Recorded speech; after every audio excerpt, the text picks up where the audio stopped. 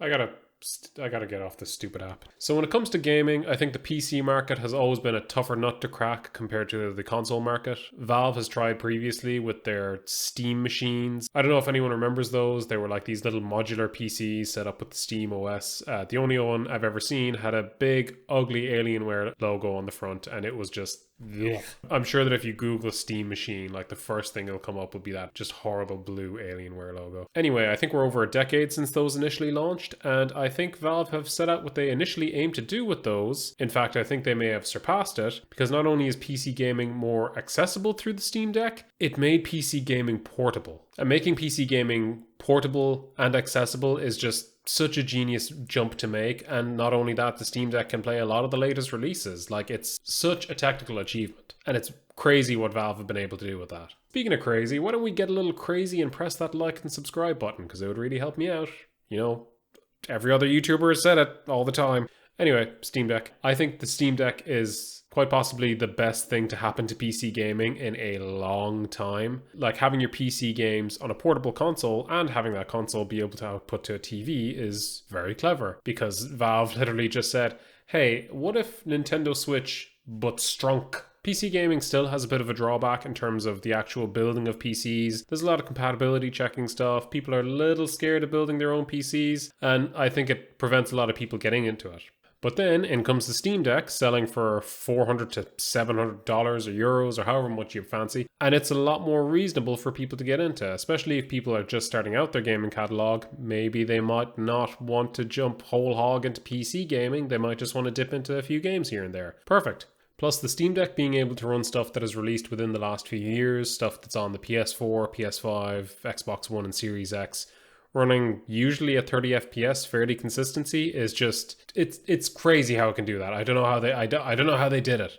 The Switch still needs cloud versions of things, but the Steam Deck just raw dogs it. And it wouldn't surprise me if the Steam Deck takes a bite out of future handheld sales. For example, the Nintendo Switch 2 or whatever they plan to release. Why would people buy that when the Steam Deck's available and it can play a much greater range of console games? I've listed a bunch of reasons here, and I've basically been gushing over how much I really enjoy my Steam Deck, but I really think that this kind of innovation has opened up the PC market a lot more to the average consumer. And I think Valve really need to be commended for that, because they've taken risks with their hardware in the last few years, and this has really paid off in pushing things forward. They've had a lot of failures in the meantime. They've had the Steam machines, they've had Steam Links, they've had Steam controllers, they've probably had other bits of hardware, but the Steam Deck is obviously something that's really now paying off for them, and I'm glad to see that. And I'm really glad we have something like this, especially when other companies like Sony are trying to sell you a crappy handheld that only does remote play, whereas Valve are pushing out handhelds and they're pushing out VR systems, and that's really good to see. I sure wish they'd push out more things, for example, games with the number 3 in them, but you know, we're never going to get that, are we? It's just not going to exist. None of them.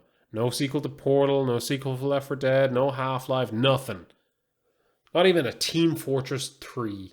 But that's how the landscape of things change. Companies need to take risks. They need to try new hardware. They need to try new software innovations. I just mentioned Sony, and they tried to take a risk with the PS Vita and the PSVR, and then they just kind of dropped their support for that hardware and don't really do much with it. And then on the Xbox side of things, you just have Microsoft buying up companies and focusing on Game Pass, which works for them, and it's innovative in a slightly different way, in a software subscription package, but it's not really proper innovation that's actually going to change the landscape of gaming as a whole. And as terrible as I think Nintendo can be as a company sometimes, they do take risks with their hardware. The Switch was a risk. The Wii U was a risk. The Wii was a risk. Like, they all had such different hardware variations that I really respect that with Nintendo, because they do work that stuff. But then other times they're like, yeah, let's release Nintendo Labo. Woo! You cut out some cardboard and you stick your Switch in it, and then you play games or a piano or with it. I don't know what the Labo is. I don't know what it does. I find that really odd. Like, these companies have definitely tried to innovate in various ways over the lifespan of all their consoles, but it feels like the last few years have kind of stagnated a little bit.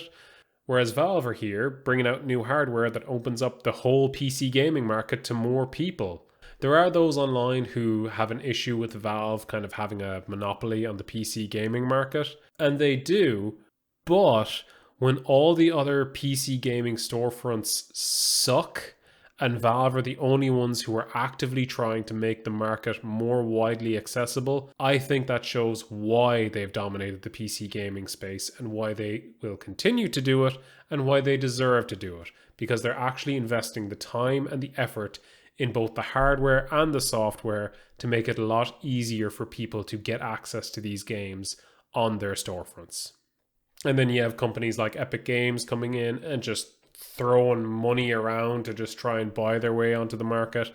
It doesn't work. I think Valve have really earned that respect factor in the PC gaming market space that is just like customers are in it for the long haul with the Valve. I have over 1,000 games in my Steam library. You better have a damn good service for me to switch. And I really hope that Valve keeps up in this innovation. Like maybe we get a new iteration of the Steam controller, maybe we get a new iteration of the Steam Deck, whatever. I look forward to seeing what they do next from a hardware perspective. But I just have this little twinge of a thought in the back of my mind that if Valve ever become more greedy in their practices, I just really hope that doesn't happen, because I feel that would so hugely affect the PC gaming market.